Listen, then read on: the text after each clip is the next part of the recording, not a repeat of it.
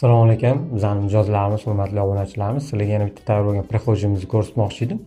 Prixojimiz neoklassik uslubda ishlangan krashenli fasadlardan foydalanilgan.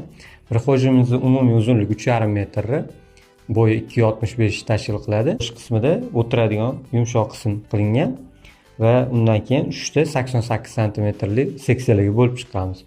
Oxirgi qismini, demak o'sha koridorimiz tugash qismini avval qilib ishlaganmiz. Prixojimizni pastki qismi alohida, demak tepasiga antresol qilingan. Bu kerak emas narsalarni tepaga qo'yish uchun. Demak, birinchi va uchinchi seksiyalarimizda bizda polkalar ishlangan, oyoq kiyim va kiyimlarni qo'yish uchun. O'rtadagi qismimizda demak kiyimlarni osish uchun demak shtangalar qo'yilgan.